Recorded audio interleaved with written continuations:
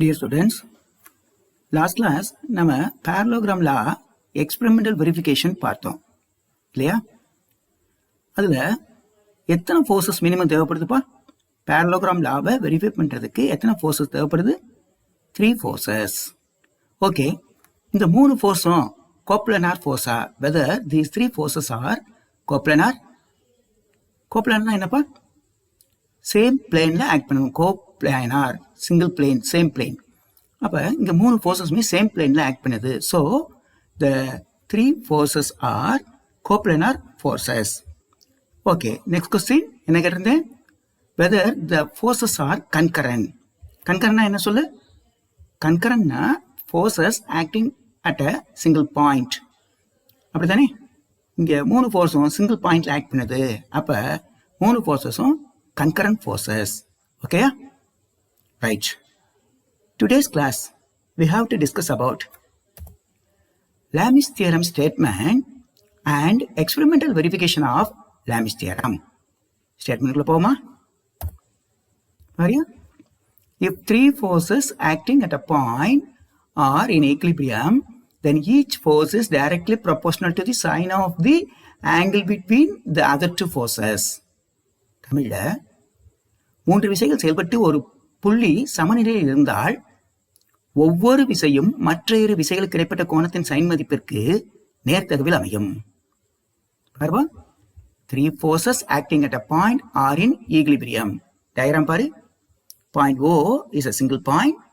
At this point 3 forces are acting. One is force P and the other one is force Q and third one is force R. So 3 forces are acting at a point O and the point O is at rest. 3 விசைகள் செயல்பட்டு ஓங்கிற இந்த point ரெஸ்ட்ல இருந்தால் பாரு லா கொடுத்திருக்காங்க. P by sin alpha is equal to Q by sin beta is equal to R by sin gamma. ஒவ்வொரு விசையும் மற்ற 2 விசைகளுக்கு இடைப்பட்ட கோணத்தின் P one force எழுதியிருக்குமா? அதை தவிர மற்ற 2 force, other 2 forces Q and R, அதுக்குள்ள ஆங்கிள் என்ன படிச்சிருக்கோம்? ஆல்பா. அப்ப sine alpha P by sin alpha is equal to Q, another force, second force. அதை தவிர மற்ற 2 ஃபோர்ஸ் P and R, அதுக்கு இடைப்பட்ட கோணம் angle beta, sign beta equals third force R. அதை தவிர மற்ற 2 ஃபோர்ஸ் இருப்பா P and Q, இதுக்கு உடால இருக்கக்கூடிய கோணம் gamma, R by sine gamma. மேல இருக்கக்கூடியது என்னது? ஒவ்வொரு விசை. கீழே இருக்கக்கூடிய என்னது?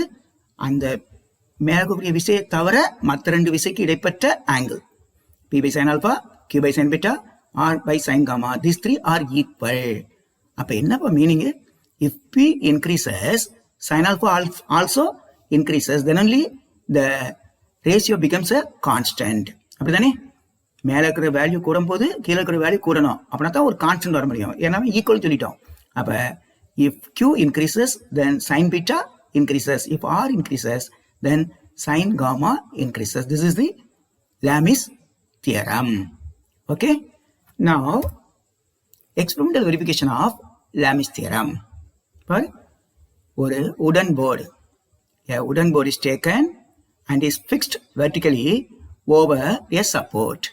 ஒரு வரைபலகை எடுத்துக்கிட்டோம், அதை செங்குத்தாக பொருத்துறோம். எப்படி? செவத்துல நிப்பாட்டிடலாமா? செவத்துல கிளாம்ப் வச்சு அடிச்சாச்சு. So wooden board, a drawing board is taken and is fixed vertically over a support. Okay. And then 2 pulleys are fixed at the top corners. பார்வா, right top corner, left top கார்னர்ல 2 புள்ளி, தமிழ்ல கப்பிகள், மேல் ஓரங்களில் 2 கப்பிகள் பொருத்தப்பட்டிருக்கிறது. Okay. Now 3 threads are taken and are knotted at one end. என்ன செய்றோம்? 3 நூல்களை எடுக்கிறோம். 3 நூல்களையும் ஒரு நுனியில் முடிச்சு போடுறோம். 3 threads are taken and are knotted at one end. Out of this 3, 2 threads are passed over the pulleys. பாரு, ஒரு நூல் ஒரு புள்ளி வழியா போயிடுச்சு, இன்னொரு நூல் இன்னொரு புள்ளி வழியா பாஸ் பண்ணியாச்சு, 3வது நூல் இதா இருக்கு. This is the third thread. 3 முடிச்சு போட்ட இடம் இந்த O பாயிண்ட் Oல தான் 3 நூலையும் முடிச்சு போட்டிருக்கேன். ரைட்டுங்களா? So 3 threads are taken and are knotted at one end. Out of this 3, 2 threads are passed over the pulleys and this is that thread. Now at the free end of the threads, suspend weight hangers with suitable weights. என்ன செய்ய சொல்றேன்? 3 நூலோடையும் நுனியில எங்க பாரு 1 2 3 நுனி இருக்கா? இந்த 3 நுனியில 3 வெயிட் ஹேங்கரை பொருத்தமான எடைகளோடு தொங்க விட்டுருக்கேன். புரியுதா? அப்ப இந்த த்ரெட் எப்படிப்பா இருக்கும்? ஸ்டிஃபா இருக்குமா? The thread P, Q and R, these 3 threads are in taut. Tautனா ஸ்டிஃபா இருக்கு. So these 3 threads are in taut position. Okay? Right. இப்போ என்ன பண்றேன்? ஒரு ஒயிட் பேப்பர் எடுக்கிறேன். நூலுக்கு பின்னால அந்த போர்ட்ல வைக்கிறேன். A white sheet is taken and is placed behind the threads. Okay? With the help of a pencil, mark the position of the threads over the paper. என்ன செய்ய சொல்றேன்? அந்த பேப்பர்ல பென்சிலின் உதவி கொண்டு நூலின் நிலைகளை 3 நூல் இருக்கிறது 3 நூலோட நிலைய பேப்பர்ல மார்க் பண்ணிக்கோ. A white paper is placed behind the threads. With the help of a pencil, the position of the 3 threads are marked and the paper is taken out. மறந்துடக்கூடாது. P, Q, R ஒன்னுல எவ்வளவு wait போட்டிருக்கோம் கண்டிப்பாக note பண்ணிக்கணும். Note the 3 weights in the hangers. Weight P, weight Q and weight R are noted. 3 வெயிட்டும் எவ்வளவுன்னு சொல்லி note பண்ணிக்கோ. நீ இப்ப வெளியே எடுத்த பேப்பர்ல 3 நூலோட பொசிஷன் இருக்காப்பா? லெஃப்ட் சைட் ஒரு கோடு போட்டிருப்ப, ரைட் சைட்ல ஒரு கோடு போட்டிருப்ப, சென்டர்ல ஒரு கோடு போட்டிருப்ப. ரைட்டா? உன் பேப்பர்ல நீ வரைஞ்ச பேப்பர்ல 3 கோடு இருக்கு. These 3 lines represent 3 forces. அப்படித்தானே? பாரு, this force is P. Due to this force, we get this line, this thread position. So, இந்த லைன் வரைஞ்சாச்சு. Q, another force, அதனால இந்த இருக்கு இந்த line. So, this line indicates second force Q. And third force சென்டர்ல இருக்கு இல்லையா?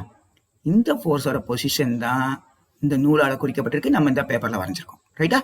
So, in this second diagram, these 3 lines OP, OQ and OR represents 3 forces P, Q and R. Okay? So, with the help of the protractor, measure the angles alpha, beta and gamma. கோணமானி உதவி கொண்டு கோணங்கள் alpha, beta, காமாவை குறிச்சுக்கிட்டேன். பாரு, எவ்வளவு காலத்துல serial number PQR என்ன சொன்னேன்? ஏற்கனவே சொன்னா PQR வெயிட் எவ்வளவுன்னு சொல்லி நோட் பண்ண சொன்னேனே. நோட் பண்ணிருக்கீங்களா? அந்த மாச என்னச்சுக்கோ இங்க நோட் பண்ணிக்கோ. P ஃபார் எக்ஸாம்பிள் நம்ம P 200, Q 200, R 215 எடுத்துக்கிடுவோமா? அப்ப 200, 200, 250 இந்த மாதிரி 3 வெயிட் போட்டிருக்கோம். எழுதியாச்சு. இப்ப கோணமானி உதவி கொண்டு ஆல்பா அளந்திருப்ப, பீட்டா அளந்திருப்ப, காமா அளந்திருப்ப. எழுதிக்கலாமா? சரி, எழுதியாச்சு. இப்ப நெக்ஸ்ட் காலம் என்னன்னு பாரு. P by sin alpha. P value தான் இருக்காயா? Here P value, here alpha value. Divide these two, P by sin of alpha. Write the number here. And then second force Q angle beta. So Q divided by sin of beta. Divide these two values and write the result here. And third one R. Here gamma. R by sin gamma. Divide these two numbers R by sin gamma and write the value here. So you get 3. The last 3 columns are equal. இந்த table காலத்துல கடைசி 3 பத்தியில ஈக்குவலான value வரும். ஏன்பா? அதான let me சொல்லியிருக்காரு. P by sin alpha, Q by sin beta, R by sin gamma. அந்த 3 ஈக்குவலா இருக்கும். எப்ப? ஒரு பாயிண்ட் 3 ஃபோர்ஸ் ஆக்ட் பண்ணி ரெஸ்ட்ல இருந்துச்சுன்னா ஒவ்வொரு விசையும் மற்ற இரு விசைகளுக்கு இடைப்பட்ட கோணத்தின் சைன் மதிப்பிற்கு நேர்த்தகவில் அமையும். அப்ப இந்த லாஸ்ட் 3 காலம்ஸ் ஈக்குவலா இருக்கும். சரிதானா? Now repeat the experiment by altering the weights. Weight hanger PQR போட்டிருந்தோம் இல்லையா? 200, 200, 250 போட்டிருந்தோம். இப்போ என்ன வெயிட்னாலும் ஆல்டர் பண்ணிக்கலாம். So alter the weights PQR and repeat the experiment and tabulate the readings in the tabular column. In all the trials, எத்தனை தடவை practical செஞ்சு பார்த்தீங்கன்னா வெயிட்டை மாற்றி எத்தனை தடவை செய்யலாம். In all the trials, the last 3 columns are equal. Thus, Lami's theorem is verified. ஓகேயா? அப்போ இந்த கிளாஸ்ல என்ன பார்த்துருக்கோம்? Lami's theorem experimental verification பார்த்துருக்கோம். எங்க தேரத்தை சொல்லு. If a point is at rest under the action of 3 forces, then each force is directly proportional to the sine of the angle between other 2 forces. Tamil சொல்லுவோமா? 3 விசைகள் செயல்பட்டு ஒரு புள்ளி சமநிலையில் இருந்தால் ஒவ்வொரு விசையும் மற்ற 2 விசைகளுக்கு இடைப்பட்ட கோணத்தின் சைன் மதிப்பிற்கு நேர் தகவல் அமையும். ஓகேயா? புரிஞ்சா? ஓகே, நெக்ஸ்ட் கிளாஸ் நம்ம என்ன டிஸ்கஸ் பண்ண போறோம் அப்படின்னா moment of force, principle of moments, couple and moment of the couple. These are the topics to be covered in the next class. Okay boys, see you in the next class. Till then, goodbye.